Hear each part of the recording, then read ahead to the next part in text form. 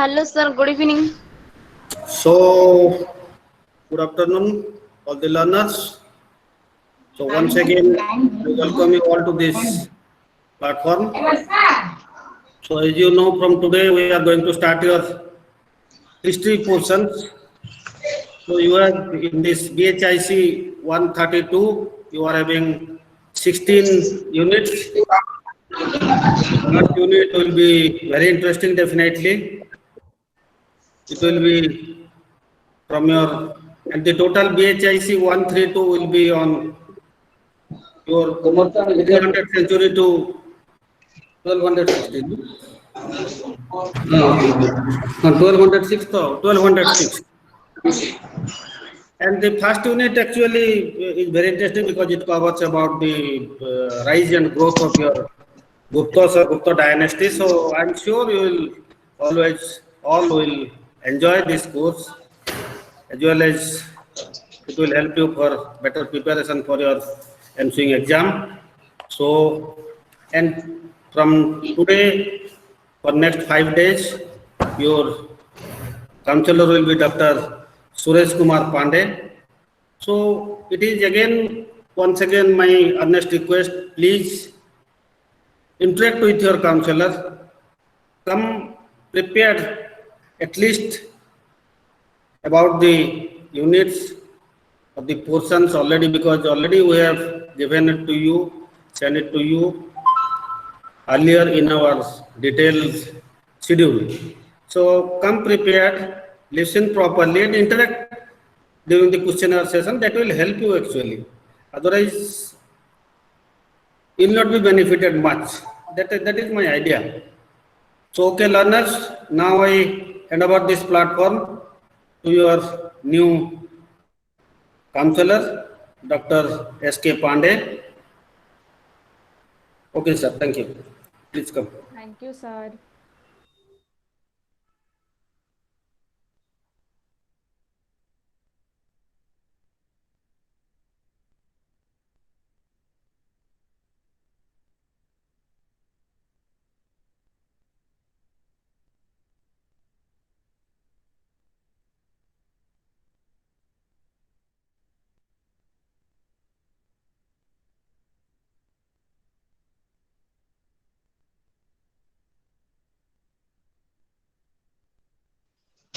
आज कौन क्लास हबनी कि होउची परा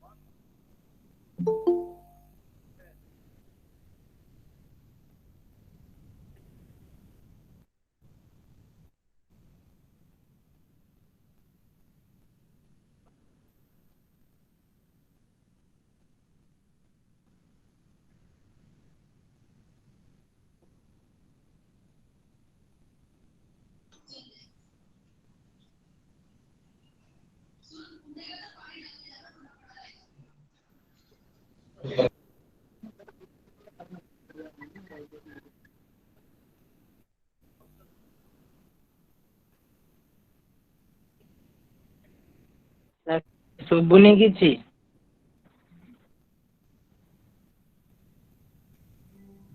एक्सक्यूज मी सर किछि सुभा जाउनी।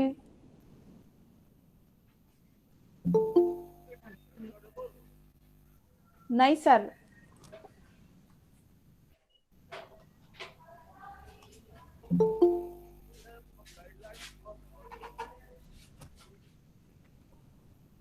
अरे भाई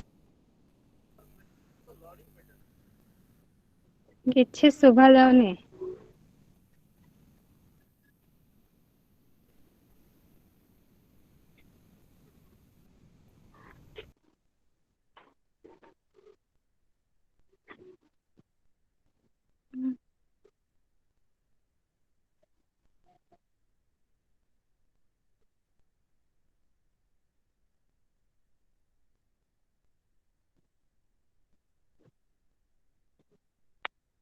Is it audible? Yes, sir. Okay. So we have some guidelines for study of the course. You have already known about the previous course, History of India from early times up to 3rd century CE. So now in this class, we discuss about 3 minutes I have already told you. So in this course, BHIC 132, we have 16 units.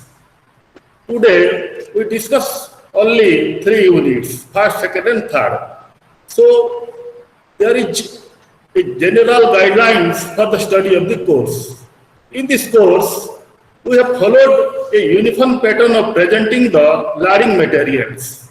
We start with an introduction to the course underlying the significant development in a chronological order and cover 16 units.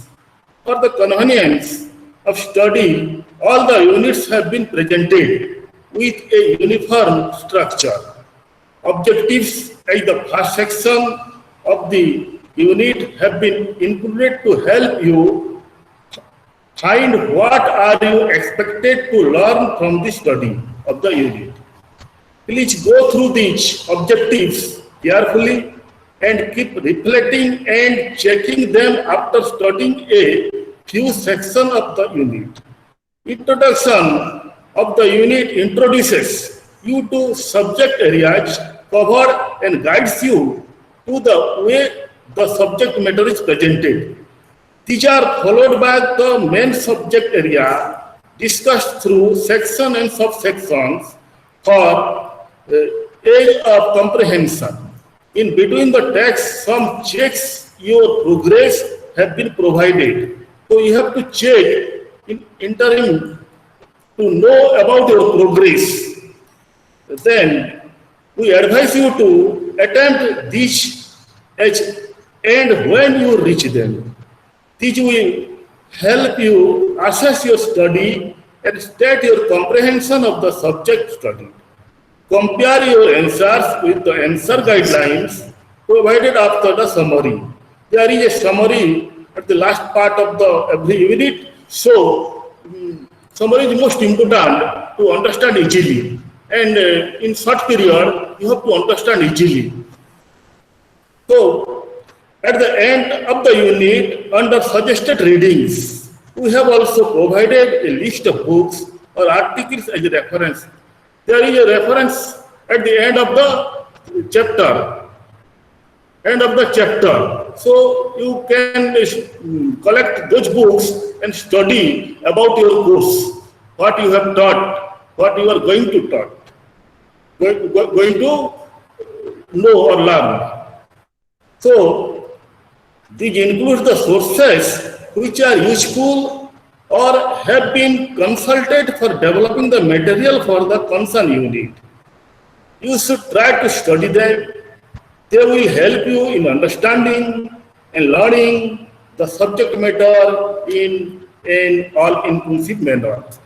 So, course introductions. We have course introduction. History is a chronological study. This is in continuation to the course BHIC 131. History is a continuous process. You have already known in before classes. History is a continuous process. It is not a haphazard subject. It is a continuous subject. So chronologically, this is in continuation to the course BHIC 131, what you have learned, gathered some knowledge in the before classes. So history of India from the earliest times up to 3rd century CE. CE means here common era. Now currently or recently this is used by the historians, by the students of history, Department of History, CE. Before it was named as AD, Anno Domini, but recently it has changed its names as CE.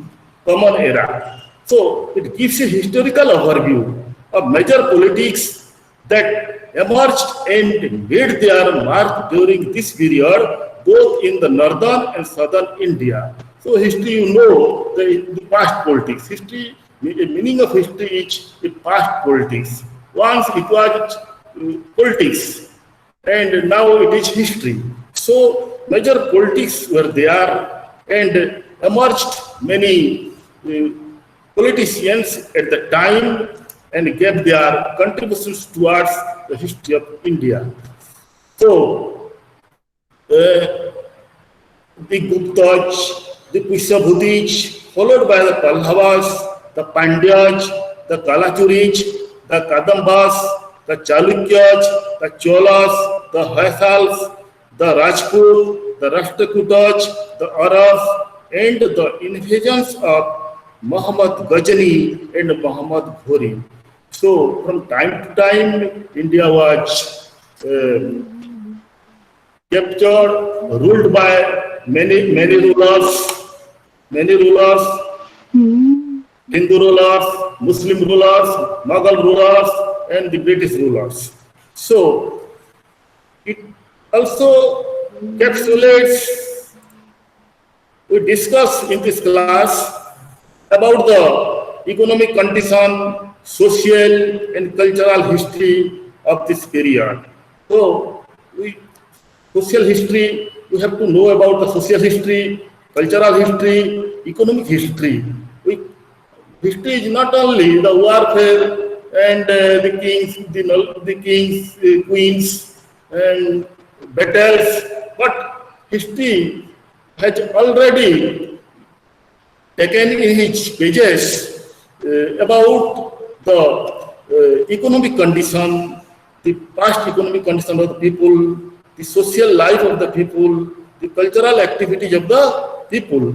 So the Gupta periods today we are going to discuss about it exhibits, demonstrates and reflects.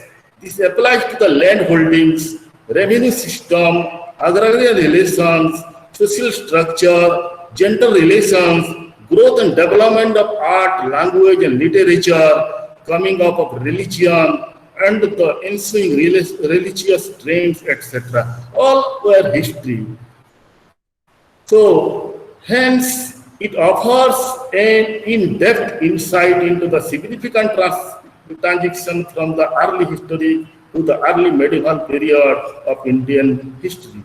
We need to understand and study this shift as student of Indian history. As the student of history of India, student of the Department of History, we have to learn about the history of the past, the history of our achievements, the history of our social life, the history of our cultural life, the history of our economic life. All are history. So, this course covers 16 units, arranged and ordered both thematically and sequentially. So, we have to discuss because of time constraints, limited sum of time, we have come to the course. I am not going in details about these previous ideas. So, rise, unit first, rise and growth of the Guptas. Rise and growth of the Guptas. So, I have already told you about the structure, objective, introduction, and political background, the rise of the Guptas, and the rulers, and like the summary, keywords. Very nicely, the scholars of history, the historians, the experts of history designed the course in similar way to understand very clearly. So, first unit, rise and growth of the Guptas. Political background. There is a political background of the rise and growth of the Guptas. So, political background, in the beginning of the 4th century CE, common era, no large state structure existed in India. You have read in earlier course that in the post-Mauryan periods, two large state structures had emerged in North India and in the Deccan. Deccan means the south portion of India, south parts of India. These were the Kusana state of the north and the Satavahana state of the Deccan. But although the Kusanas and Saka chiefs continued to rule even in early 4th century CE, their power had become considerably weak and the Satavahana state had disappeared before the middle of the 3rd century CE. So this does not matter, however, mean that there was complete political vacuum. We cannot say there was political vacuum. There was no major political power, but there were minor powers and new families of rulers were emerging. It was in this situation that the Guptas, a family of uncertain origins, began to build up an empire from the beginning of the 4th century CE. So, before we take up the history of the empire, we present an outline of the political situation of this period by taking up different regions separately. So, northwestern and northern India. Thereafter, western and central India, the Deccan and the South India. So, the rise of the Gupta, taking the disadvantage, weakness of those rulers, the rule of those rulers, the Guptas occupied that place, so ruled that place and thereafter grew time after time. So the rise of the Guptas, different scholars also place the original home of the Gupta differently. Some would place it in North Bengal, some in Magadha in Bihar, and some in Uttar Pradesh, UP. On the basis of the following arguments, it may at the moment be suggested that the original core of the Gupta territory lay in eastern UP.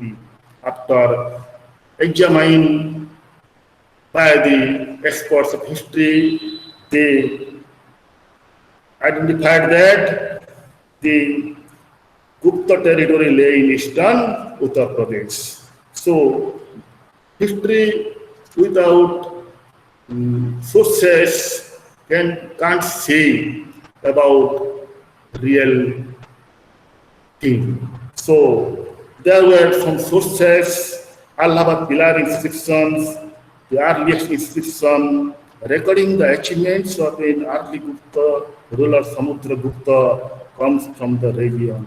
Allahabad pillar inscription that was written by his court poet Hari Sen.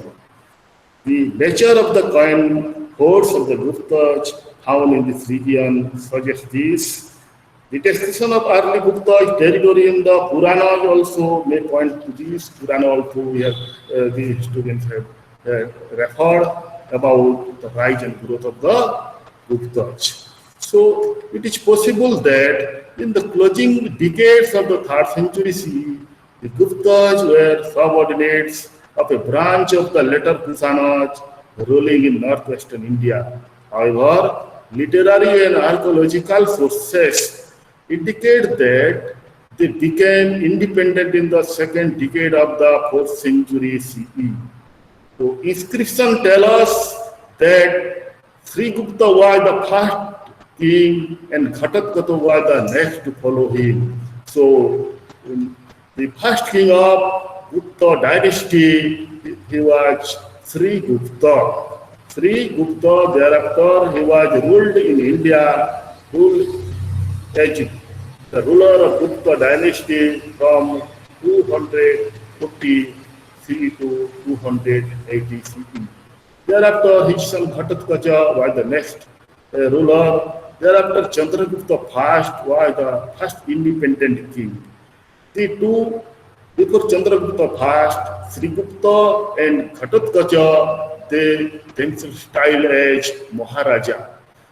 So Chandragupta I was the first independent king with the title of Maharajadhiraja. Chandragupta I Maharajadhi Raja. That was his great title. After declaring his independence in Magadha, he, with the help of a matrimonial alliance with the Lichavi dynasty, enlarged his kingdom. He could enlarge his kingdom by a matrimonial alliance with the Lichavi. We know about this alliance from a special category of coins. Coins also help us to rewrite history or give information about to write history. This is a source of writing history, coins, inscriptions. There are many archaeological sources, all were the helpful documents, helpful sources to rewrite the history of ancient India.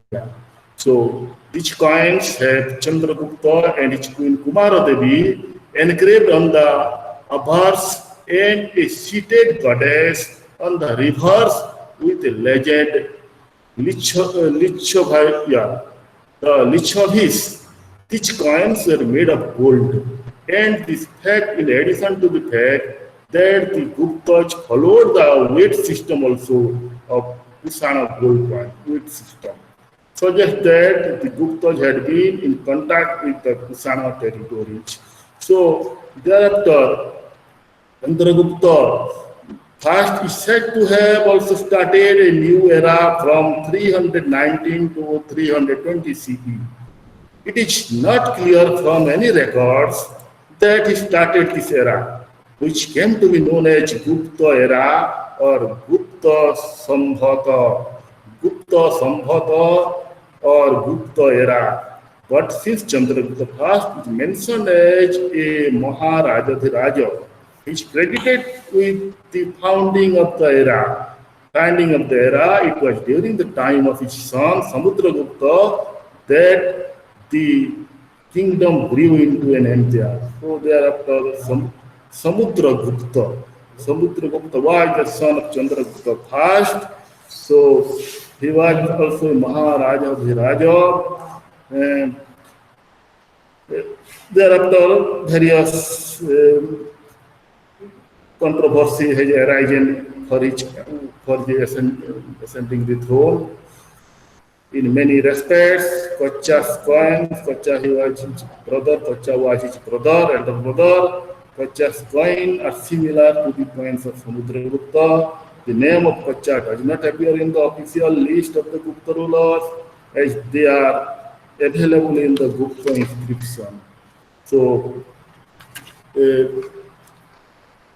there is no solution to the controversy as each view has arguments in favor or against. We could only say that since the number of Kocha coins found so far is somewhat limited, his hold over the throne would have been for a very short duration. Also, that Samudragupta, in spite of Chandragupta's ambition, did face problems in relation to accession to the throne, but untimely he emerged victorious. So, after ascending the throne, Samudragupta he first, and it has already written in the Prayag Prasasti, means Allaba Pilar Prasasti, which was written by his good poet Harisena.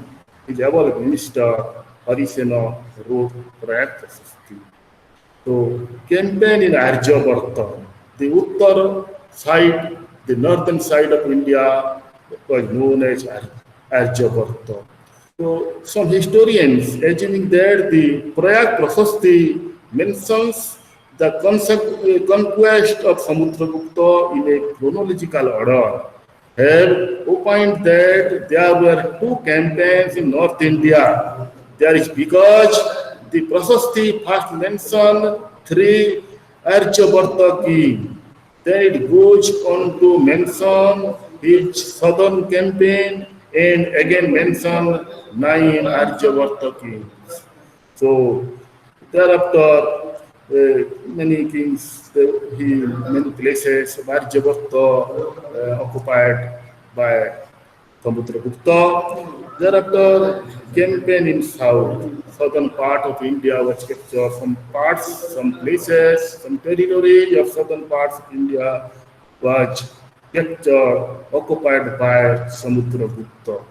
The Prayag Prasasti mentioned 12 rulers from Dakshina Patha, means South India. Dakshina Patha means South India, who were defeated by Samudragupta, who were Mahendra of Kosala, Yatraraj of Mahakantara, uh, Mantra Raja of Gaurata, Mahendragiri of Pishtapura, Sarnidatta of Katura.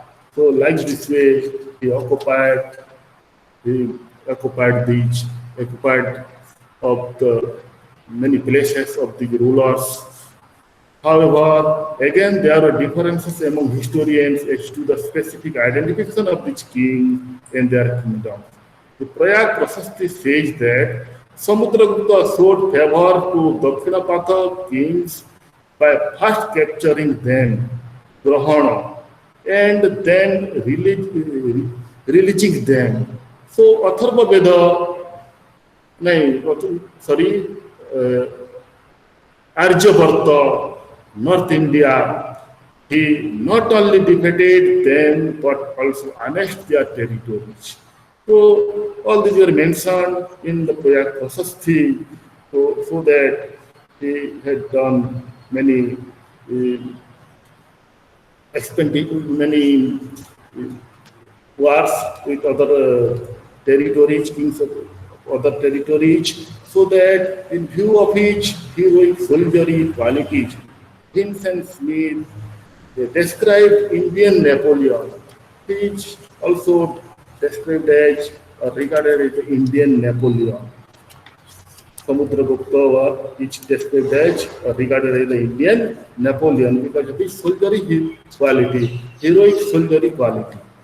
So many of the claims made by Harisena, the composer of Prayag Prasasti, are highly exaggerated, but many of the claims are also genuine. The military foundation of the Gupta Empire were led by Samudragupta. His successors built upon this foundation. Thereafter, his successor named Chandragupta II. The Gupta inscription mentions Chandragupta II as Samudragupta's successor. And we know about Chandragupta II from the writing of Harsha Charita. Pranabhata has written his book Harsha Charita. After another book, Kadhya Mimamsa. All those were the sources of the role of Chandragupta II. We can also know and also a genuine, authentic source foreign accounts, Haihan's foreign account, Haihan's account, and all those sources give us about the many information about the rule, about his expeditions, military expeditions, about his cultural activities, awareness, rule towards the people. We can find from the sources. So there was also a matrimonial alliance with the Nagas by marrying Princess Kumera Naga. His daughter Prabhavati was later on married to Rudra Sena of the Bhakataka family. So there was matrimonial relation, alliances with the other dynasty only to gain, to extend the empire and to get help from them, so that there was matrimonial alliance. Chandragupta II, he was adorned by 9 gems, Navaratna, 9 gems. So 9 gems, who are 9 gems? You know Kalidasa, thereafter Baraha Mihira, Vararuchi, Vedala Bhatta, Bhatta Karpara, Dhanvantari, Japaneka, Amara Singha, Sangu, they adorned the palace court of Chandragupta II, and also sometimes Chandragupta II advised by them so that each period, each time, as well as the Gupta era, the Gupta dynasty, the Gupta rule has been described as the golden age. So, Chandragupta II, he was also a soldierly activities in his mind. He did not care to the other rulers. We no longer find any Sakaj coins minted after this period, although Sakaj coins were being minted without a break for almost 400 years previously. So the Guptas from the time of Chandragupta started minting Saka type of silver coins for this region. The coins were like Saka coins in circulation till then. This definitely shows that the Saka areas came within the control of Chandragupta II. The successor of Chandragupta II against the Sakaj seems to have developed later on into the tradition of Sakari, Vikramaditya, because of he was the enemy of Sakaj. So he was other title, other name was Sakari Vikramaditya. Vikramaditya who was an enemy of the Sakaj. So King Chandra, whose exploits have been mentioned in the Mehruli iron pillar inscriptions, located in the Qutub Minar complex in Delhi, is identified by many scholars with Chandragupta II. So we can find the achievements, the exploits of Chandragupta II from the iron pillar at Mehruli, located in the Qutub Minar complex. So you have seen that, you must know about that iron pillar near Qutub Minar complex. So according to this tradition, Chandra crossed the Sindhu region of 7 rivers and defeated Bhallikas, identified as Bactria. Some scholars identified Samudragupta with the hero of Kalidasa's war, Raghuvansha, because Raghu's exploits appear comparable with those of Chandragupta. So his works were described in the book of Kalidasa, named Raghuvansha. The Mehruli inscription also mentions Chandragupta's victory over enemies from Banga or Bengal. The early name of Bengal was Banga. On this basis, this evidence, it can be suggested that Chandragupta II was able to extend the frontiers of the Gupta Empire in western, northern, northwestern, and eastern India. An important incident which took place during the period was the visit of Haihan. Haihan was a Chinese pilgrim who came to India in search of Buddhist texts. In his memoirs, he has given a vivid description of the places he visited and certain social and administrative aspects related to them. So, Chinese pilgrims, Haihan, visited India during the time of Gupta age, and he wrote a book, collected many ideas, many information from India, and about the social life of the people, administrative structure of the people, structure of the dynasty, and all those aspects related to them. However, it does not mention the name of the king in his accounts, but he speaks highly of the king of Madhya Desha, the region which was directly ruled by the Gupta monarch in this period. So, in his book, the book name was Ko Ki. Chandragupta II is also known for his patronage of men of letters He was not only a warrior, not only a ruler, but also a lover of cultural activities, patronage to men of letters, and he ruled till about 415 to 16 CE. So, after him, his son, named Kumara Gupta, we get information about him from certain inscription and coins, so we can know the information, know the many activities of Kumaragupta from there were some certain inscriptions the historians can use while during the time of writing history. And coins also many sources of writing history about the Gupta era or Gupta dynasty. So the earliest known inscription of each period is from Bilsad, which is dated 415 CE. The Karam Danda inscription of Kumaragupta's ministers mentions its fame having spread to the four oceans.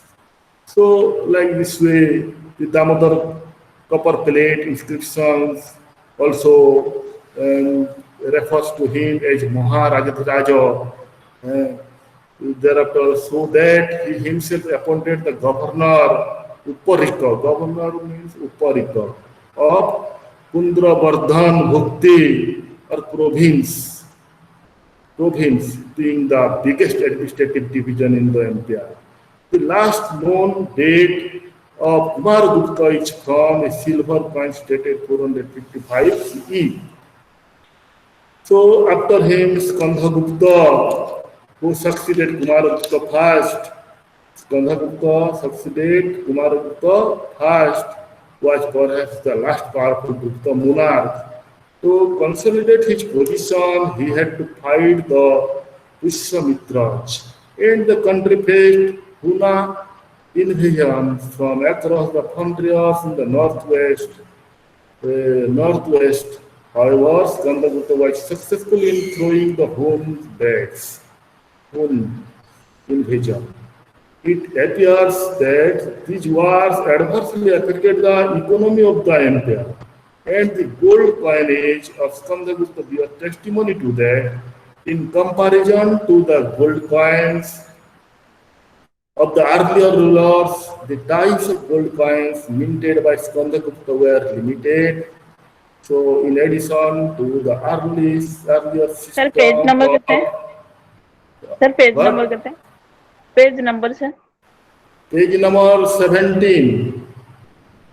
Page number 17. You can find.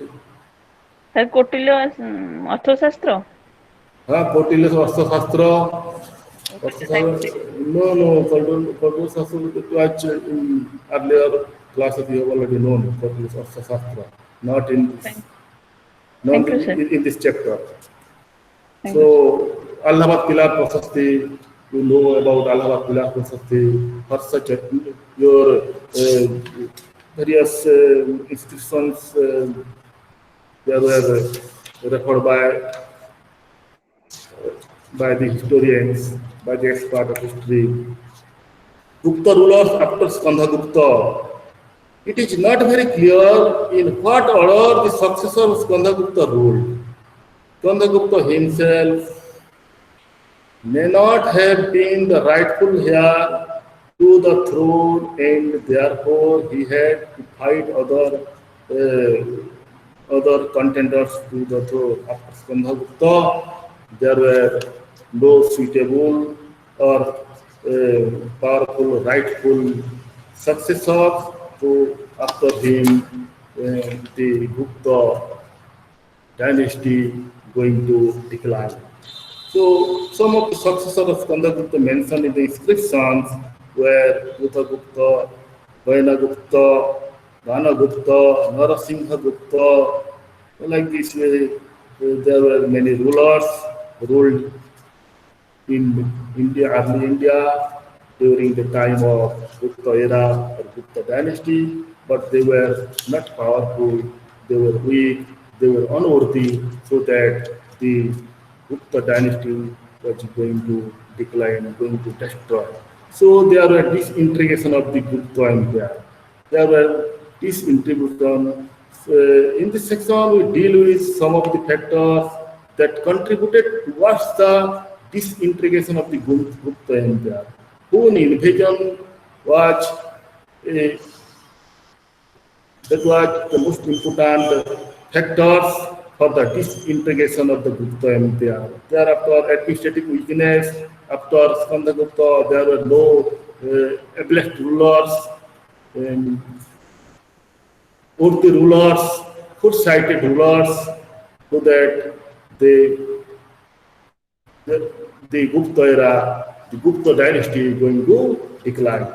So there is no doubt that divisions within the imperial families, concentration of power in the hands of local chiefs, of governors, loose administrative structure of the empire, etc., contributed towards the disintegration of the Gupta Empire. So we have to know next unit second, about economy, society, culture, and quality of the Guptas. The Gupta era, I have already told you, the Gupta age or the Gupta dynasty, Gupta rule, already I have told you about it is regarded as the golden age because of peace, progress, cultural progress, and prosperity. Only or mainly three regions, the Gupta age has been described as the golden age. The culture reached its pinnacle at the time, various developments in the field of many aspects, many fields, many aspects. There were developments, and those developments at that time reached at the highest stage, and all aspects were related to the people, related to the subjects, praja. So the subjects or the people of the dynasty, the common people of the dynasty they were living happily. There were no problems in the field of economic side, in the field of social side, in the field of religious side also. So we can know about economy, society, culture, and quality of the time of Gupta period. So inscriptions written by different materials like copper plates, stone, clay, slate, clay fields. Coins issued by rulers of different dynasties. Material from excavations. Contemporary literature also. We can know the history of an age of the rule from literary sources. So accounts left by foreign travelers also, we can find many informations about history of that time. So administration under the Guptas. The most important person of Gupta era, Gupta dynasty was the administrative systems. The king, he was the central figure of administration. There was a considerable change in the character of monarchy. We find that the Gupta monarchs adopted high-sounding titles of the Gupta kings like Parama Bhattaraka, Parama Daivata, Chakravarti, Parameswara.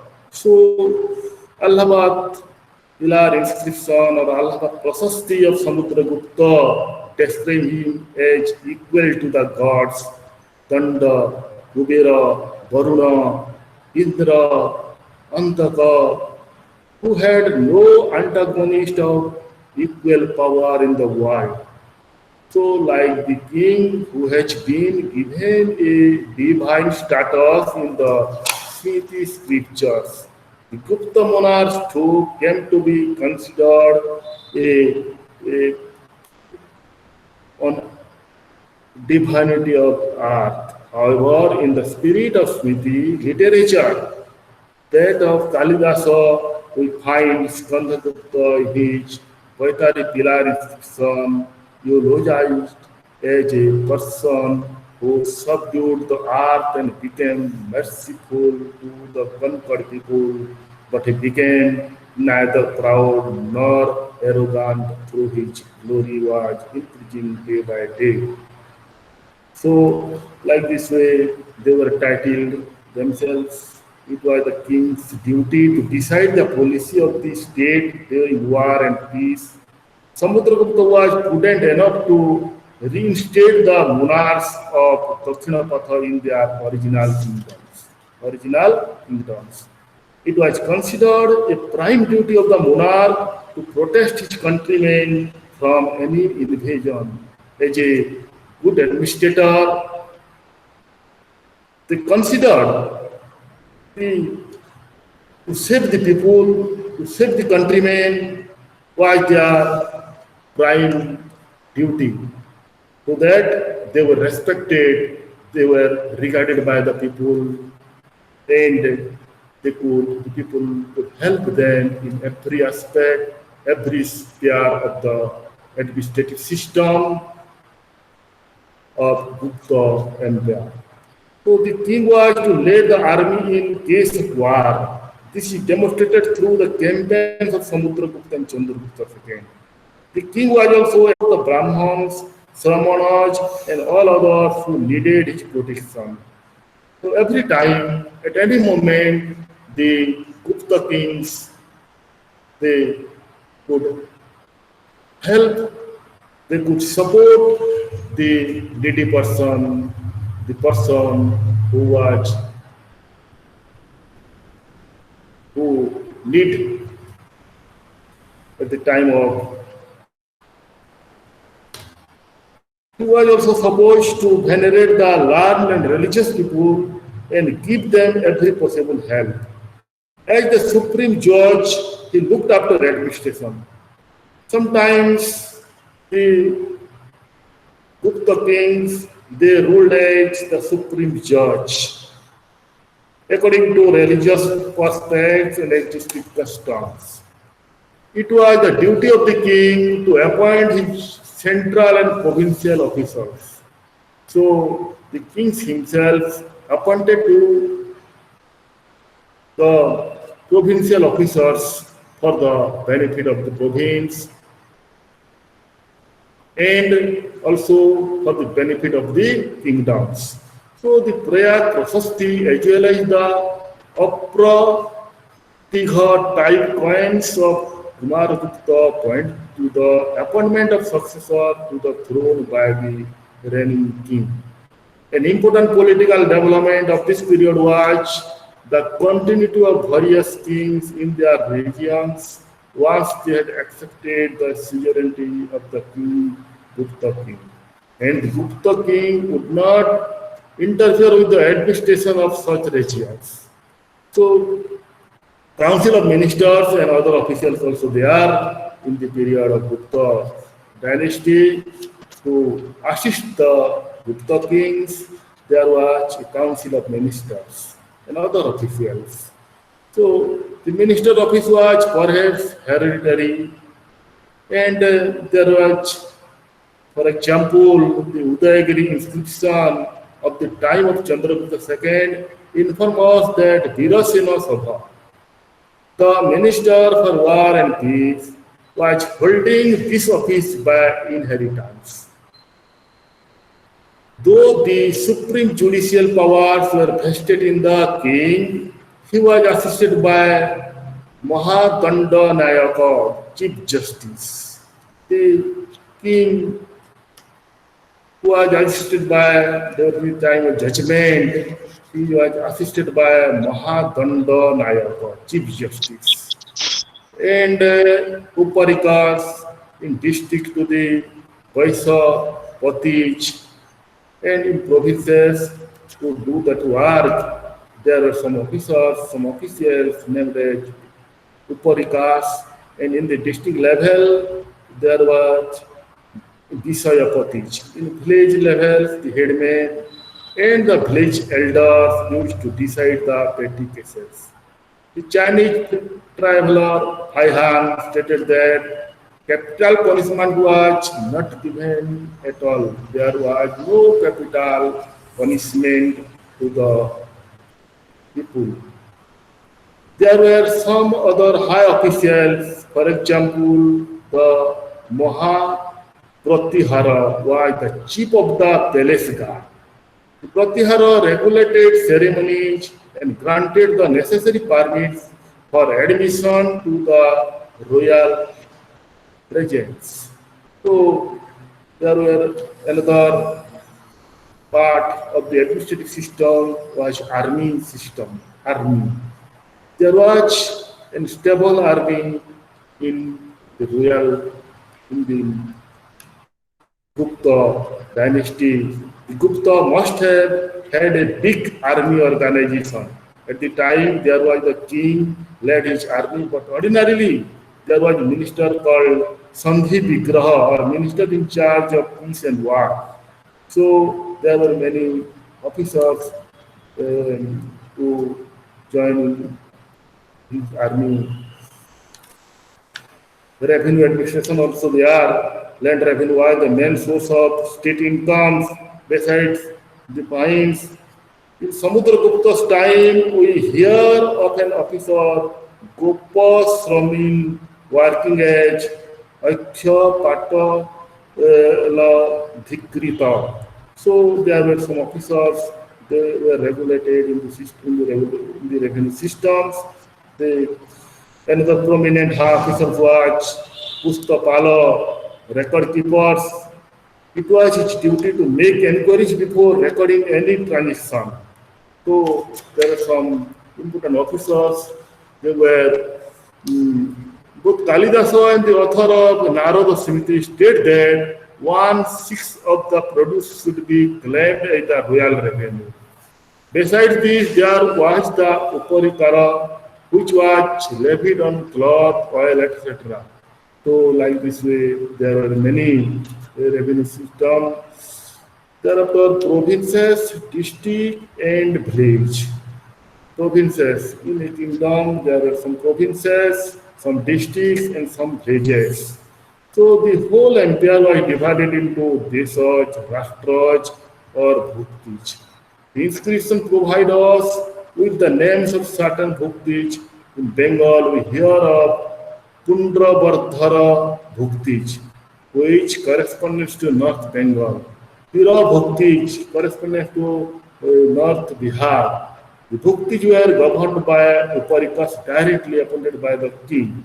So there were the Nagara Sreshti, head of the city merchants, Sarthavaha, caravan leader, Prathama Kulika, head of the artisan community, Prathama Kayastha, head of the Kayastha community.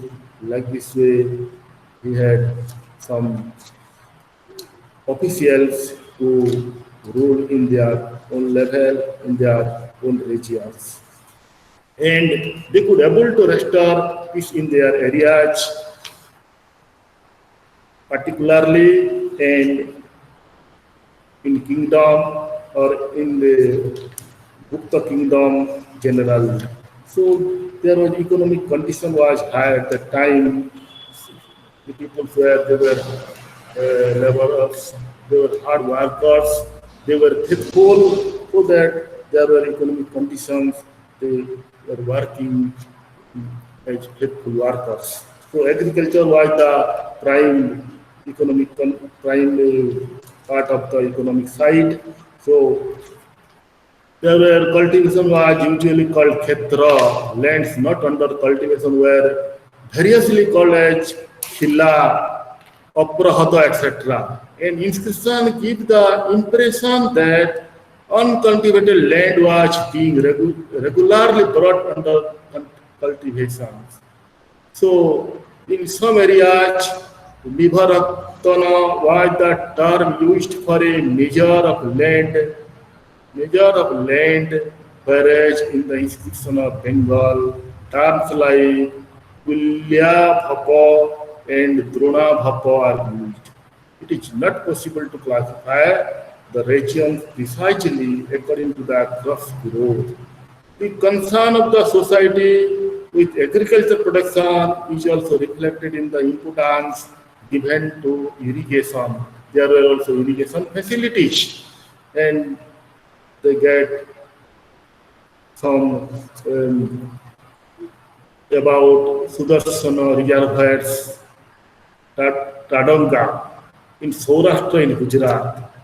Reservoirs for irrigation facilities were there, originally built in Maurya period. The reservoirs was thoroughly repaired, but it was extremely or extensively damaged in the time of Mahakshatrapa Rudradaman.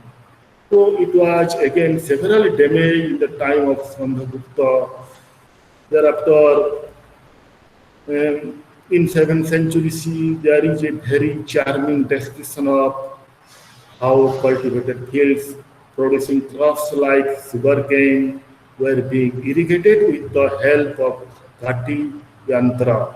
Ghati Yantra, there is a yantra named Ghati. In regions like Bengal, rainwater was collected in ponds and other types of reservoirs in peninsular India. Tank irrigation became gradually in norm. So, in the sources of the Gupta period suggest that certain important changes were taking place in the agrarian society. The inscriptions from Bengal refers to sale of land by district level administration to individuals who brought them by paying cash and made gifts of purchased land to Brahmanas, who were expected to perform Vedic sacrifices or to the Buddhist or Jain religious establishment. So, the Gupta inscriptions refers to different types of village residents like Gramiko, Kutumbisa, and Mahatarabha, who must have been village landholders. And their participation in land transaction indicates that they too were important members of royal society. Gramiko, Kutumbis, Mahatarabha, they were also the royal workers, royal officials at the village level. So compared with the recipients of land from the rulers and the influential categories of landowners in village, the condition of ordinary cultivation may be considered to have been rather bad. It is believed by some historians that because of the practice of land grants, the peasant population as a whole were reduced to a very low position in society. This is not entirely untrue. It was the ordinary cultivators known by various terms such as Krishibala, Karsaka, or Kinas, who had low economic and social status. So, thereafter, another part of economic condition was crafts production and trade. Patavastra, Khauma, different varieties of silk clothes, Khauma, Patavastra are mentioned in the text of this period. Thereafter, from South Gujarat and had settled in the Madhya region. Texts like Amarkusa, Brihad Samhita, which are dated to this period, list may items, give their Sanskrit names, and also mention different categories of craftsmen who manufactured them. So the craftsmen, the craft production, There were earthenwares, terracotta, braids made of different stones, objects of glass, items made of metals. Those were the craft production during the time of Gupta age. It seems that in comparison with craft production in the preceding Saka-Kusana period, craft production in the Gupta period suffered some setback. It is, however, not yet. It is, however, not yet.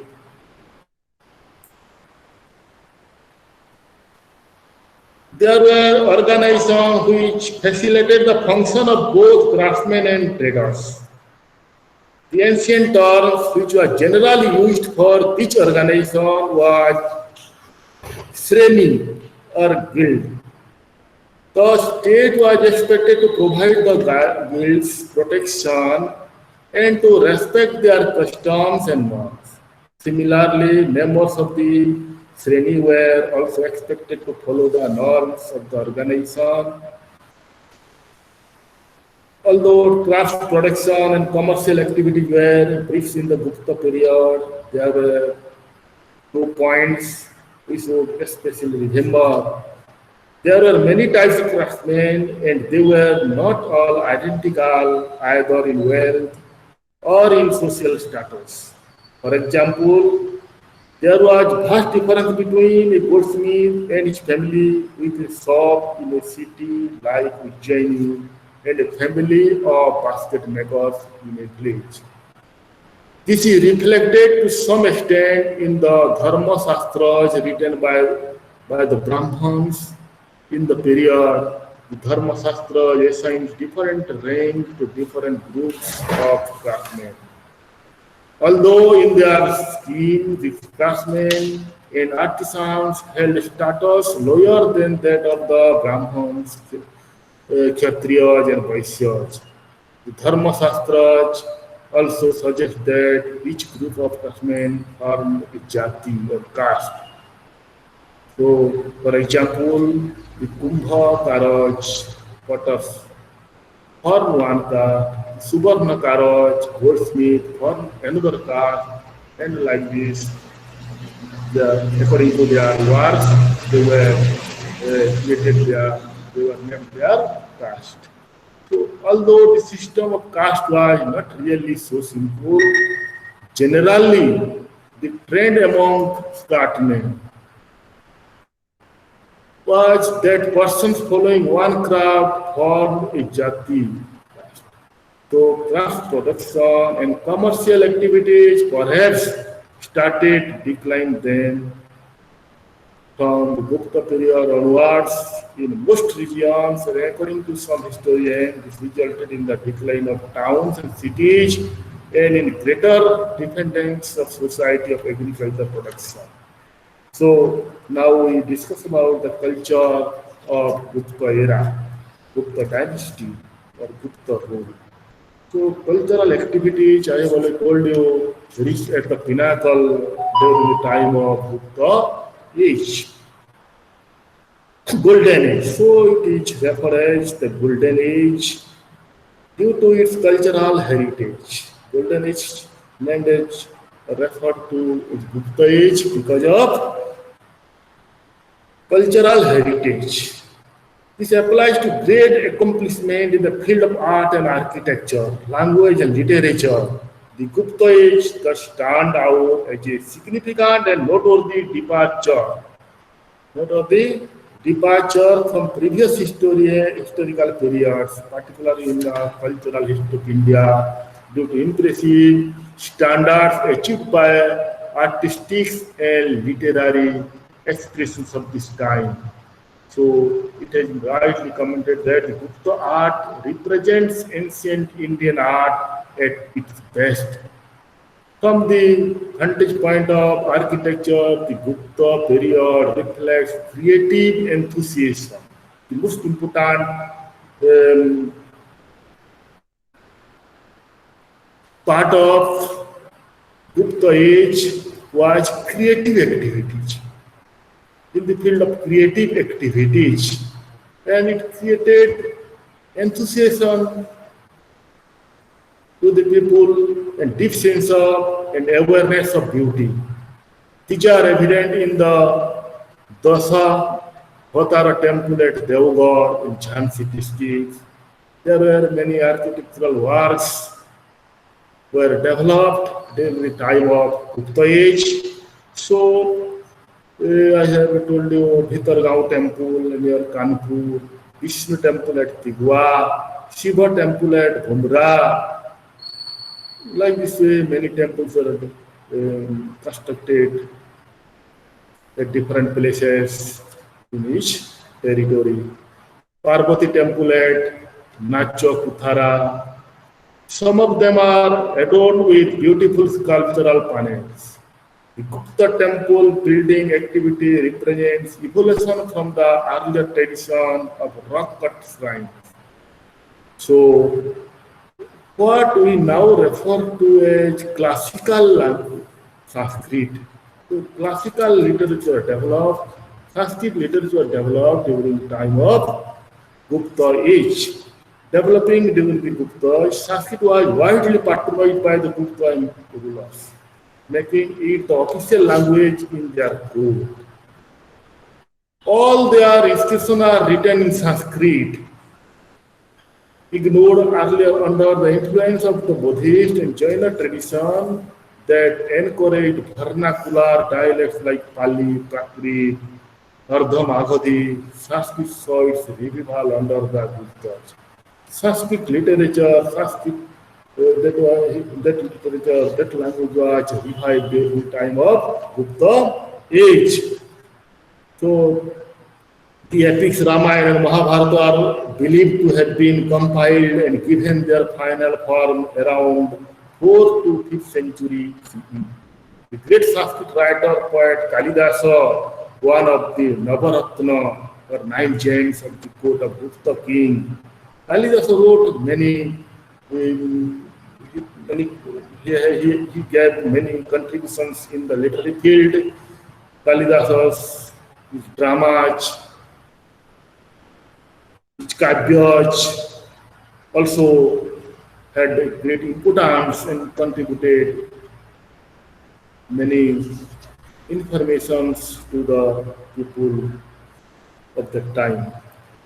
So thereafter, Chandragupta Vikramaditya wrote dramas like Gupta King Chandragupta Vikramaditya. Kalidasa also wrote Abhigyana Sakuntalam, Malabhikagini Vitram, Vikramovarsyam, and poetic works such as Raghuvamsa, Kumara Sambhavam, and Meghadutam, which show the excellent literary standard achieved during the Gupta period. Besides these, Varaha Mihira wrote Brihas Sangita that deals with scientific subjects like astronomy and botany.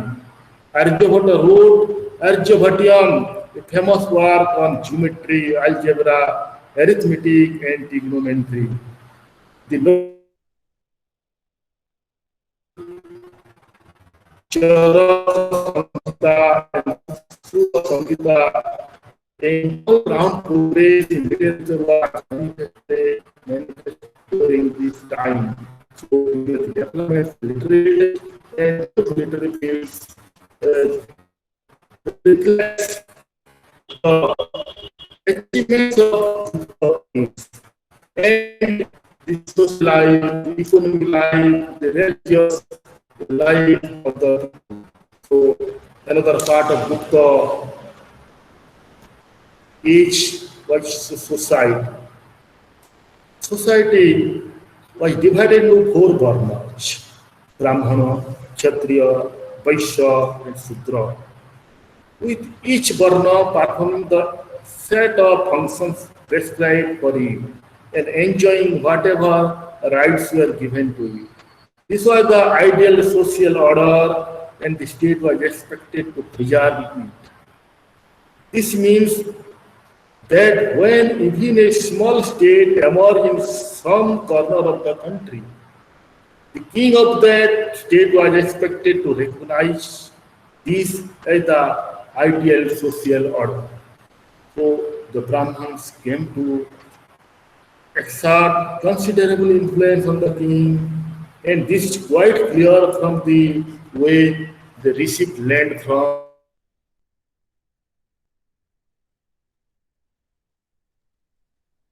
individual Brahmins, but also sometimes incited big groups of Brahmins to come and settle in remote areas. Thus, the number of Brahmin settlements variously called Brahmadityas, Agraharas, and so on started increasing and started spreading among other kings. The idea of Varna divided social order.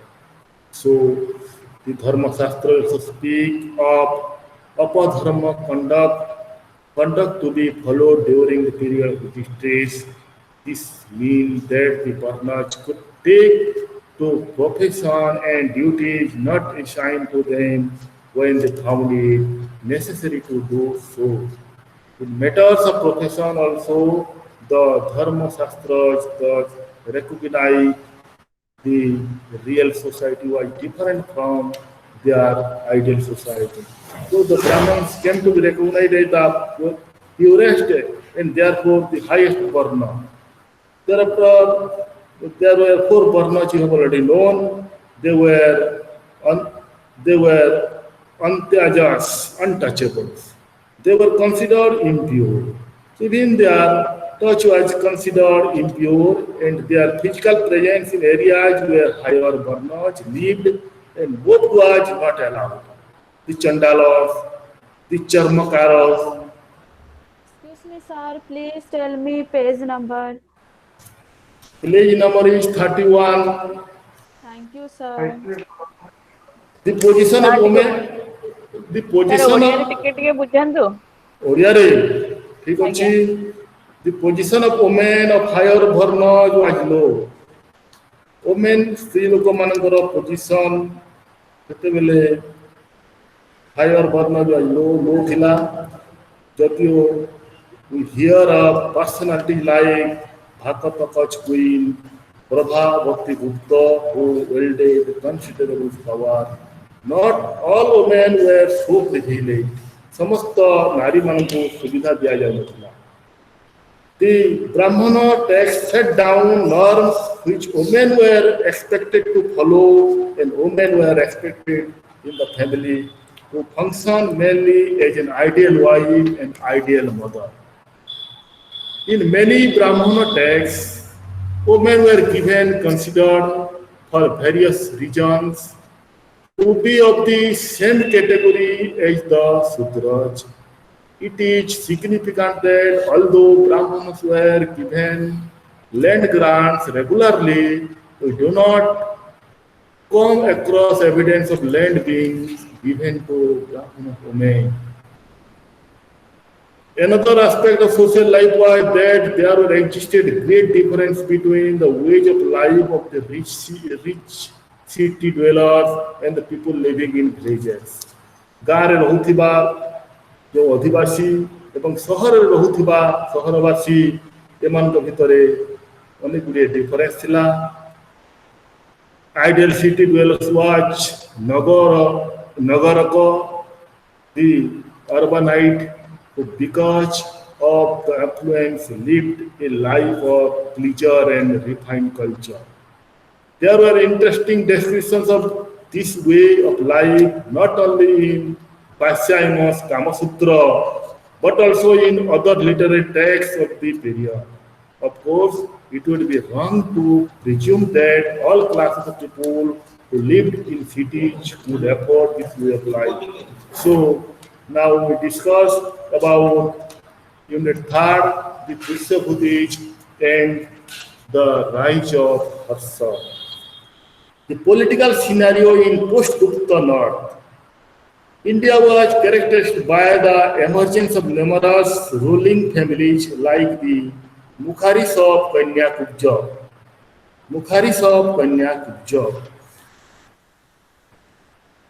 ଗୁପ୍ତ ଯୁଗ ପରବର୍ତ୍ତୀ ସମୟରେ ଭାରତର ରାଜନୈତିକ ଇତିହାସରେ ଅନେକ ଗୁଡ଼ିଏ ପରିବର୍ତ୍ତନ ଦେଖାଦେଇଛି. ନୂଆ ଶାସନ ବ୍ୟବସ୍ଥା ଆରମ୍ଭ ହୋଇଛି। Emergence of numerous ruling families like the Maukharij of Kanya, later Gupta of Magadha, Kauraj of West Bengal, Maitrakas of Vallabhi, Pushyabhutis of Thanesar, etc. Many of them were originally subordinates of the Guptas. But with the decline of the political authority of the Guptas, they assumed independence. What I have told you about Gowda of West Bengal, Maitraja of Vaishali, they were the subordinates of the Guptas, but taking the advantage of the weakness of the Gupta rulers after Skandha Gupta, they became independent. Gupta, Skanda Gupta राजत्व परे परे एमाने स्वाधीन हो जाइछन्ती independent शासक भावरे सेमाने निजकु विवेचना करिछन्ती एवं North India in the 6th century was thus an arena where multiple ruling powers उत्तर भारत रे अनेक गुड़िए शासक शासन करिछन्ती समस्ते सेई निज निज हिसाब से शासन करिछन्ती in such a political scenario the samantas emerged powerful. They kept control over outlying areas. तांको भितरु कहीं कहीं क्षमताशाली हो जाइछन्ती अन्य मानक सहित युद्ध करिछन्ती सेमानकु पराजित करिछन्ती एवं सेमाने शासन निजे स्वाधीन भाव शासन करने आगबर होइछन्ती. So the changing political scenario in North India, new type of political centers, the Jayakandha Bharas, Kaunaj as the new political centers, Kaunaj Kanyakubja कहा जाउतला आगरु ताकू कन्याकुब्ज कहा जाउतला परे ताकू कौनज होइछि. So situated in the Kanauj district of present Uttar Pradesh, assumed a lot of significance in the politics of early medieval North India. Located in the fertile plains of Ganga, Jamuna, Dwap, Kanauj stood on an elevated area that could be easily fortified. Thus, despite the fact that it was situated in the plains, due to its favorable location, it could be easily fortified and was secure. So, the Pushyabhutis. Now we discuss the Pushyabhutis. A variety of sources inform us about the rise of the family of Pushyabhutis. Pushyabhutinଙ୍କର परिवार विषୟରେ ଆମେ ଅନେକ ତଥ୍ୟ ପାଇପାରିବା. Thanesar, which first ruled from Thanesar in Haryana and later from Kanauj in Uttar Pradesh. These sources include the Harsha Charita, accounts of Winsang, and some inscription and coins. ये सब गुड़ी को हमें पाई परिबा जो हर्षवर्धनଙ୍କର समय तांको पूर्वजଙ୍କର समय को हमें विभिन्न सूत्ररू विभिन्न सोर्स रु पाई परिबा. Harshacharita accounts of Winsang, Banabhatta लिखिथिले Harshacharita तांकर राज कर्मचारी हर्षवर्धनଙ୍କର से लिखिथिले बाणभट्ट हर्षचरित लिखिथिले एवं Winsang जे कि चीन परिव्राजक थिले एवं हर्षवर्धन समय रे भारत भ्रमण रे आथिले. These sources include thereafter Banabhatta informs us that the founder king of this dynasty at Thanesar was Pushyabhuti. Pushyabhuti was the founder king. He founded the Vardhan dynasty. Vardhan dynasty was founded by Pushyabhuti. Pushyabhuti, the founder king of Vardhan dynasty. That the family was known as Pushyabhuti Vansha. However, the inscription of Harsha make no reference to him. The Vanshakhera And Madhuban plates in royal seals mention 5 earlier rulers, among whom the first 3 were given the title of Maharaja. This may indicate that they were not sovereign monarchs. The fourth king, Prabhakara Vardhana, has been described as a Maharaja, which makes us infer that he was an independent monarch. Had established matrimonial relations with the Mukharij by marrying his daughter Rajyasri with Grahavarman. Grahavarman ତାଙ୍କର ଝିଅ ମୌଖାରୀ ବଂଶର ଗ୍ରହବର୍ମଙ୍କ ସହିତ ତାଙ୍କର ଝିଅଙ୍କୁ ତାଙ୍କର ଝିଅ ରାଜଶ୍ରୀଙ୍କୁ ବିବାହ କରିଥିଲେ। ଏଇଟା ହେଉଛି ତାଙ୍କର ଗୋଟେ ଆଲାଏନ୍ସ, ମାଟ୍ରିମୋନିଆଲ ଆଲାଏନ୍ସ ଦ୍ୱାରା ସେମାନେ ତାଙ୍କର ଭିତରେ ନିଜ ନିଜ ଭିତରେ ସୁସମ୍ପର୍କ ସ୍ଥାପନ କରୁଥିଲେ। ବିଭିନ୍ନ ସମୟରେ ତାଙ୍କୁ ବିପଦ ସମୟରେ ତାଙ୍କୁ ସାହାଯ୍ୟ କରୁଥିଲେ। Thanissar during the time was threatened by the Huns from the western side. Banabhatta has described Prabhakara Vardhana as a lion to the Hun deer. Lion सहित सिंह सहित प्रभाकर वर्धन को कंपेयर करा जायछि। Prabhakar Vardhan, he was the first independent monarch of Vardhan dynasty or Pushyabhuti's family.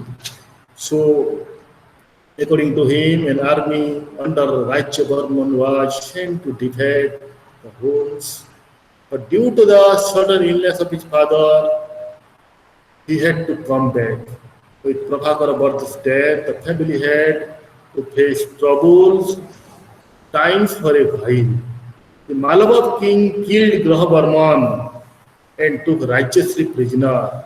It appears that the Malava and the Gowda kings entered into alliance, and even Thanissar was threatened. Rajyavardhan defeated the Malavas but was killed through treachery by Sasanka. Sasanka द्वारा से निहत हेले राज्यवर्धन। राज्यवर्धन किए थिले प्रभाकर वर्मनकर बड़ पुओ एवं तांकर पुओ होचंती हर्षवर्धन। और शशांक द्वारा से तांको हत्या करा गला। Now it was Harsha's responsibility to seek revenge, and in due course he was able to establish a strong empire. Harshvardhan राज्यवर्धनकर भाई, राज्यवर्धनकर निधन परे हर्षवर्धन सिंहासन आरोहण कले एवं से दायित्व मध्य बढ़ीगला एवं केमिति प्रतिशोध नेबे तांकर भाईंकर हत्या पाई एवं तांकर जो भौणी राजश्री को जो माने ले गईथिले केमिति उद्धार करिवे सेति पई से आगे आसिले। The political activities of Harsha, political activities, we can find from the Harsha Charitra, the life of Harsha, about the political activities of Harsha.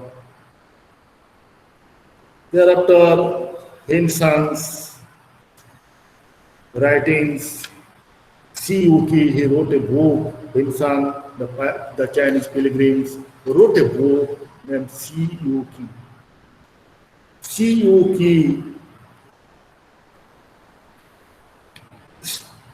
it was written by Hensang. Such view were strengthened by the epithet of sir page number कहते हैं page number 39. Page number 39. So, Harshavardhan, by the successor of his arch-rival Chalukya king Pulokesin II.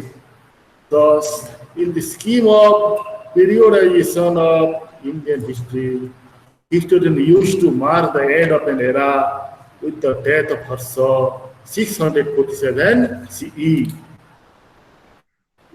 End of the Hindu period. After the death of Harshavardhan, the Hindu period also, Sir, page of 39. page 39. Sir, archaeology of source and prominent and archaeological sites. Sir, page number 39 in 2 अच्छी.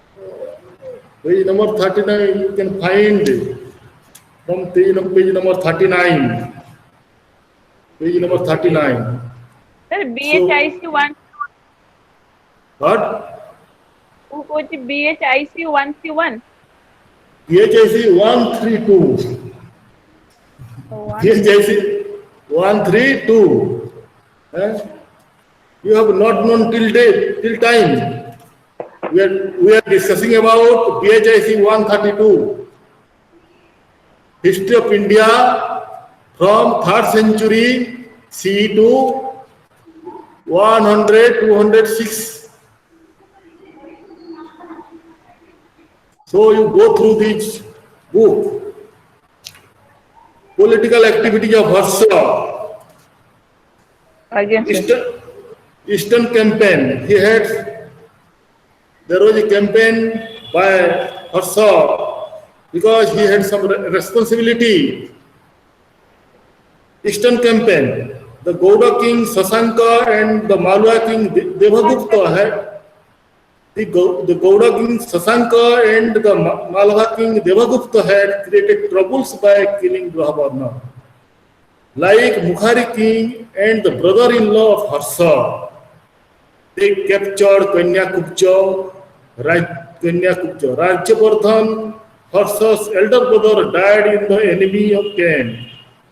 After rescuing his sister and Grahavarman's widow Queen Rajyasri, Harsha was offered the throne by the ministers of Mukherjee since they had no successor. Harsha now occupied the throne of Kanyakubja and thus began to rule over both the territories of the Vishwabutis and the Mukherjee. Conflict with Pulakesin II. The kingdoms of Harsha and Pulakesin II touch on the border of the river Narmada. In each Ahihol inscription, Pulakesin says that Harsha's joy melted away through fear when his elephant fell in battle. From the account of Wengsang, it appears that Harsha took the initiative but could not achieve any success against Pulakesin. Regarding the claim made by the successor of Pulakesin that he acquired the title of Paramaheswara by defeating Sakalottara Pathe Twara Harsha. So, R.C. Majumdar, a great historian, eminent historian, suggests that the result of the battle was magnified in favor of Pulakesin by his successor. This is a fine example of the poet's intention to speak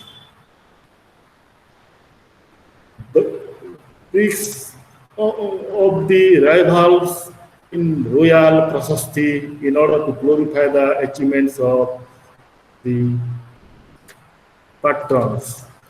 So, extent of Harsha kingdom. Extent of Harsha kingdom. Harsha appears to have been in occupation of parts of present UP, South Bihar, and Odisha. Some parts of Odisha also occupied by Harshavardhan. He inherited Thanesar, parts of eastern Punjab and eastern Rajasthan. Besides Bhaskar Barman, the rulers of Kamarupa was his subordinate Ali, and Harsha also exercised influence on the kings of Jalandhar and perhaps Kashmir. In the south, the Narmada was the boundary beyond which Pulakesin II was ruling. So, the extent of Harsha's affairs was thus not as large as earlier historians had thought. So there is no reason to protect him as the last great Hindu emperor or to view his reign as marking the end of the ancient and the beginning of the medieval era. In fact, contemporary historians question the view that saw the end of an era as being marked by any event like the death of a king. The transition of one era into another should be based on historical processes which had a much greater impact on all aspects of society. To another account, which was we collect from the accounts of BHIC-1, the Chinese pilgrims. We visited India during the time of Harshvardhan. He stayed in India from 629 to 645 CE. He speaks about the prosperity of Kanauj under Harsha. He says that the king traveled frequently throughout his kingdom to understand the condition of his subject. Condition of the Harsha, ବିଭିନ୍ନ ସ୍ଥାନକୁ ବୁଲୁଥିଲେ ତାଙ୍କର ଯେଉଁ ରାଜ୍ୟର ବିଭିନ୍ନ ସ୍ଥାନକୁ ବୁଲୁଥିଲେ ଯେଉଁ ଜୟ କରିଥିବା ରାଜ୍ୟଗୁଡ଼ିକୁ ମଧ୍ୟ ସେ ବୁଲୁଥିଲେ ଏବଂ ଲୋକମାନଙ୍କ ସହିତ ଲୋକମାନଙ୍କୁ ଭେଟୁଥିଲେ ଏବଂ ତାଙ୍କର କିଭଳି ଅବସ୍ଥାରେ ସେମାନେ ରହୁଛନ୍ତି କ'ଣ କରୁଛନ୍ତି ଏସବୁ ବିଷୟରେ ସେ ଜାଣିବା ପାଇଁ ଇଚ୍ଛା ପ୍ରକାଶ କରୁଥିଲେ ଏବଂ ସେଇ ଅନୁସାରେ ଶାସନ କରୁଥିଲେ। सर एक्सटेंशन ऑफ किंगडम रे टोटल टिके क्लैरिफाई कर दिए କ'ଣ କ'ଣ the extension of horse kingdom रे टोटल टा कहि दो टिके हाल ଟୋଟାଲଟା କହିବି ओनली समरी टे साइड टिके कहि दो କ୍ଲିୟରଲି ଶୁଣି ପାରୁନି। सर आपण पढी पढी पळौछन हम किछि बुझी पारना। अच्छा अच्छा हर्ष एरा हर्ष जुग आरंभ है Alberoni who came to India in the 11th century records that Harsha era was in the use of Mathura and Kanauj. This era commenced from 606 CE. Harsha जुग आरंभ है 606 CE. The date of Harsha ascendancy to throne, the Vanshakera, Madhubana, and the newly discovered Kurukshetra, Varanasi copper plates of Harsha, as well as the Salbur image inscription of Aditya Sena are probably dated in this era. Previously, the Guptas, who ruled a large part of North India, had also introduced the Gupta era. So, head of the Gupta region, the changing structure of the polity, ତାଙ୍କର ଶାସନ ବିଷୟରେ ଆମେ ଜାଣିବା। Title of Kings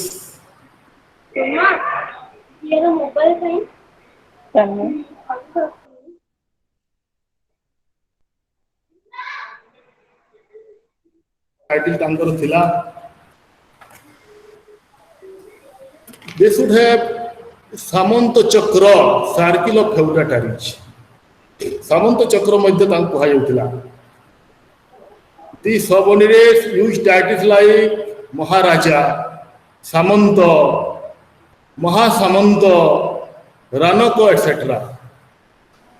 ଏଭଳି ଟାଇଟଲରେ ସେମାନଙ୍କୁ ଭୂଷିତ କରାଯାଇଥିଲା। These titles and designations in the land grant chapters suggest different tiers, ranks, and functionaries of the administration of the kingdom. Administration शासन व्यवस्था विषय में जानिबा। वर्तमान जे administration of Harsha range the various official designations seems to have continued from the days of the Gupta. When some says that taxes are not heavy, तांकर शासन समय रे टैक्स गुडी को अधिक नथिला, तो टैक्स प्रजा मन को निया जाउतला अधिक नथिला। The kings took 1/6 of farmers' produce as each grain share. शस्य हिसाबरे 1/6 राजा नौथिले। According to him, there was no regular currency, but then he goes on to say that it was moderate and that the taxes were light. Devabhuti feels that he is probably referring to labor in lieu of taxes. Harsha was a strong ruler and inspired confidence and loyalty in his ministers. Winston mentioned that he was an illustrious king. The days was divided into 3 periods, out of which Sir, who was they, Devabhuti? what? Sir, who was Devabhuti? Devabhuti feels that the properly referring the labor. Who was Huh. labor? There were some laborers, they were working in the cornfield. So, Okay. yes. Harsha was a strong ruler and inspired confidence and loyalty in his ministers. Winston mentioned that he was an industrious king. His day was divided into 3 periods, out of which one was devoted to the affairs of the kingdom and another two to religious affairs. Religious affairs, in the field of religious affairs also, Harsha he gave praise about in the field of religious affairs. While the affairs of the state may imply more secular aspects of administration, religious affairs may point to opening of hospitals, hospital for the needy, provision of free rest houses on highways, free rest houses, जो पथिक मानक पाई free rest houses सब थिला से सब मध्य हर्षवर्धन रास्तार विभिन्न स्थान रे से निर्माण करथिले distribution of charity arrangements of philosophical debates दान करा जाउथला तबरे डिबेट सब होथिला fruits bearing on study trees establishment of educational institution विभिन्न स्थान में फल गछ सब लगेबा शिक्षा केंद्र सब शिक्षा अनुष्ठान सब प्रतिष्ठा करबा ए सब कार्य से निज को नियोजित करथिले खाली के राज्य शासन नुहे विभिन्न समय रे लोक मानकर सुविधा पाई लोक मानकर भल पाई लोक मानकर मंगल पाई से अनेक सब लोकहितकर काम सब करुथिले से with the common man साधारण लोक मान सहित प्रजा मान सहित से मिसवा सब चेष्टा कर राजा तथा प्रजा मान दुख कष्ट सहित मिसवा से इच्छा प्रकाश करुले जो से जाऊे भ्रमण करने से लोक मान सहित साधारण लोक मान सहित से भेटुले जानवा पाते सेठिकार समस्या कौन समस्या निजे directly wanted to know the problems of that area. So,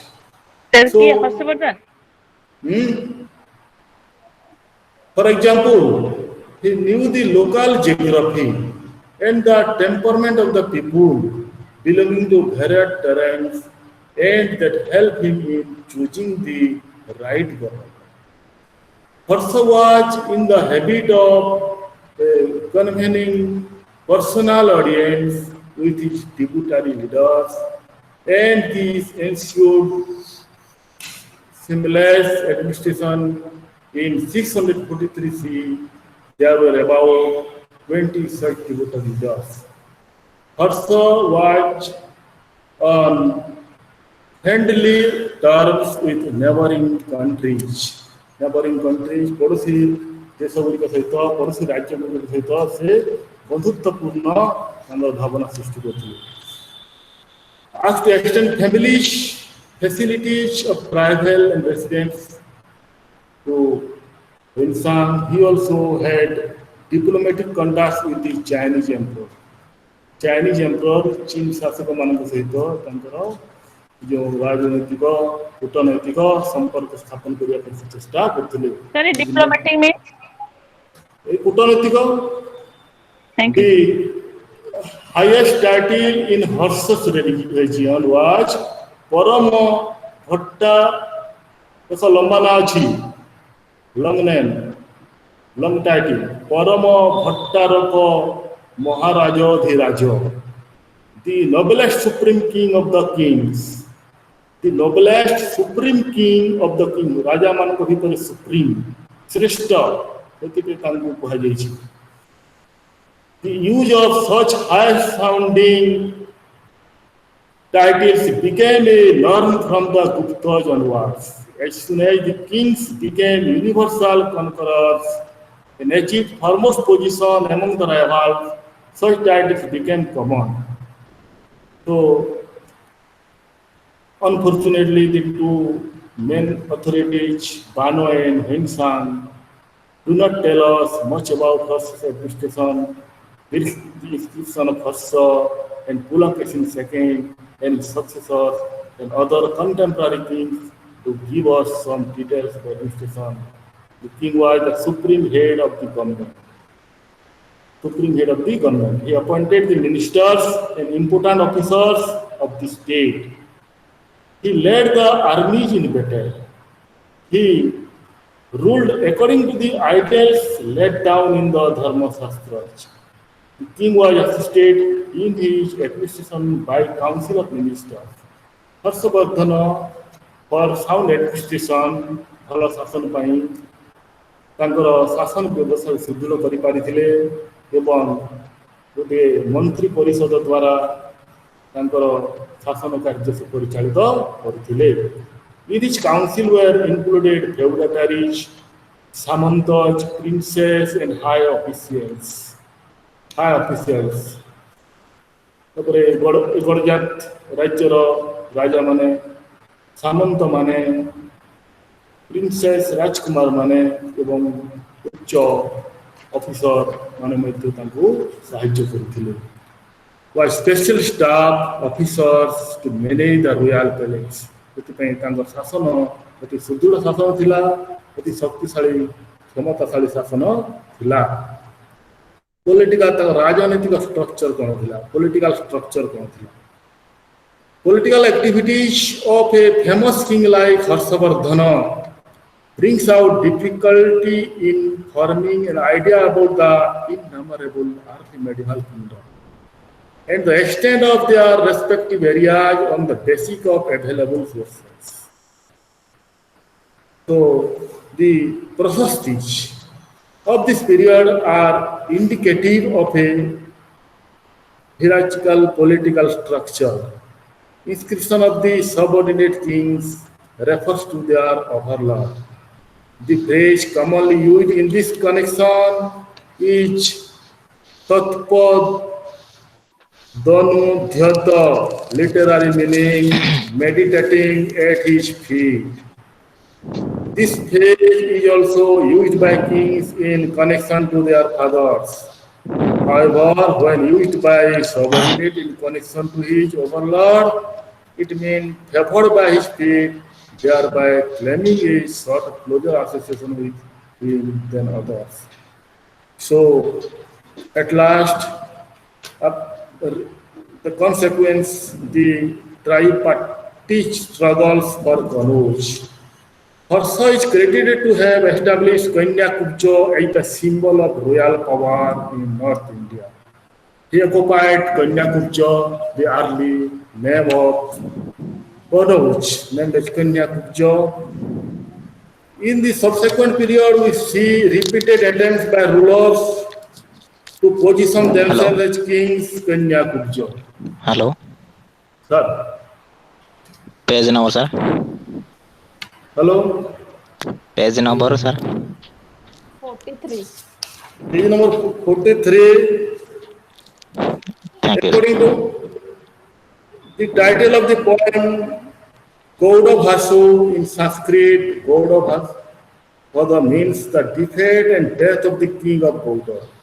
Suggests travel between Gauda and Kanya-Kubja. Gauda and Kanya-Kubja. According to T.C. Sirkar, it begins at early age, the reign of Mokharij, when in each Harsha institution dated 554 CE. So, the legacy of the rivalry between these two powers, there were two powers, Gauda, Sasanka, ultimately ended up with the conflict between the Palas of Bengal and Bihar and the Gurjara Pratiharas of Kannauj. Even in the Raja Tarangini, Kalhans claimed that Raja Tarangini, which is written by Kalhans, the chronology of Kashmir kings. And there, Jasabharman was defeated by Lalitadya Muktapida of the Karkota dynasty of Kashmir. The veracity of the varied claims of majestic conquest put forward by the respective court poets can never be ascertained. However, such representation of heroes of poems posing themselves as conqueror of Kannauj nevertheless indicates the growing importance of Kanya in the political scenario of 6th to 8th or 9th century North India. So now, in summary, we can know the rise of Harsa reflects the rise to importance of the Ganga Jamuna Gua. No doubt that it obtained much fame in the influence accounts of Ranabhatta and Wensan. The epithet Sakalottara Pathanatha applied to him by the rivals, the Chalukya and Deccan, further emphasized its significance. The above discussion, however, would indicate how this claim was she exaggerated. Within putting aside some claims, the emergence of Kannauj in the post-Gupta polity cannot be denied. Kannauj commanded an impressive agrarian hinterland which was important in the growth of the town.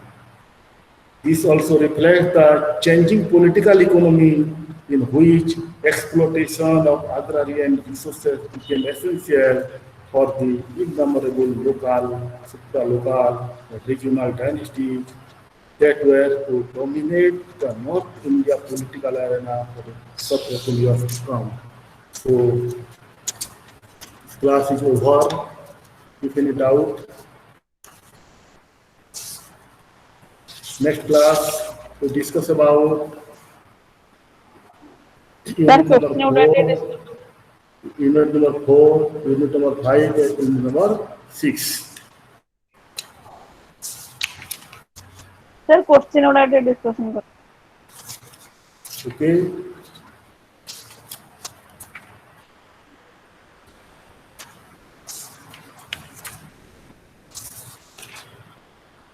Sir, write the 5 sentences on conflict between horse and foot. Harsa and Pulakeshin second. Conflict between Harsa and Pulakeshin second. So,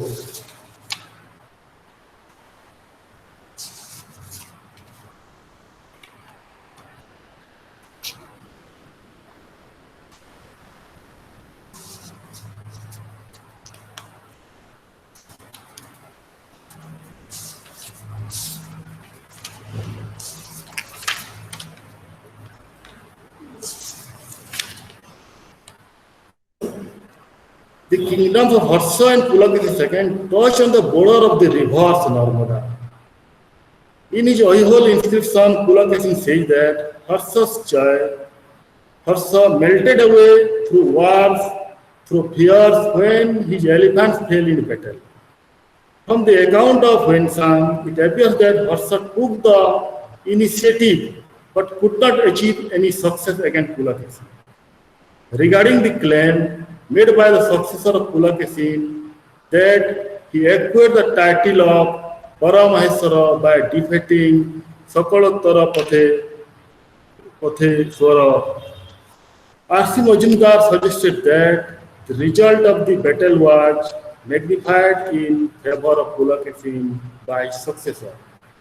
This is a fine example of the poet's intention of speak right highly of the rivals in royal processes in order to glory the achievements of their patrons. So, this is the conflict between Harsa and Pulakeshin second. Okay.